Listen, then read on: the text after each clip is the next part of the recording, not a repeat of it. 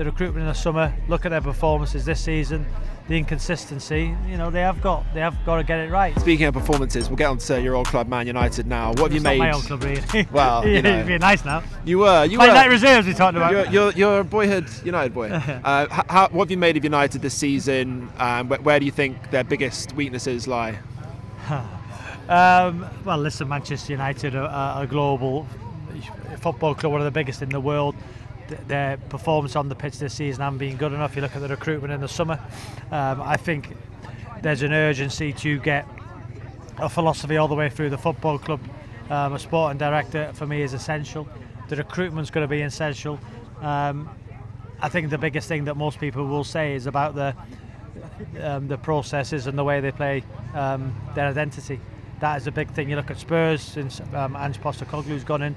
Every single player that plays look like they know what they're doing. I'm not saying Manchester United don't do that in training, in the coaching, but when they go onto the field of play, it looks like they're a team of individuals. And how do they get that collected together?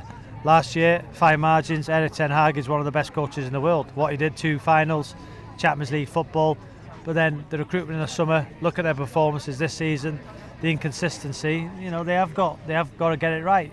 Sir Jim Ratcliffe's gone in to control the football side, and that can only be a huge benefit for Manchester United. You talk about Sir Jim there. If you were Sir Jim, obviously he's got to work at Old Trafford now. What would be on your to-do list at United? Practically? Well, I would say, you know, get the processes in place from the top to the bottom. You know, obviously football fans care about the stadium, they care about the training ground, they care about facilities, but inevitably the emotion involved in football is when you go and support your team on a weekend. 3 points is what you want, and I think the more, you know, first and foremost the focus has to be on the pitch and get in January. I don't think there'll be many incomings, you know. At most football clubs, I think in the summer it's going to be imperative that they can get their philosophy instilled into that football club. Erik ten Hag needs to have a big end of season. I think they've got to try and get in the Champions League. It's going to be difficult.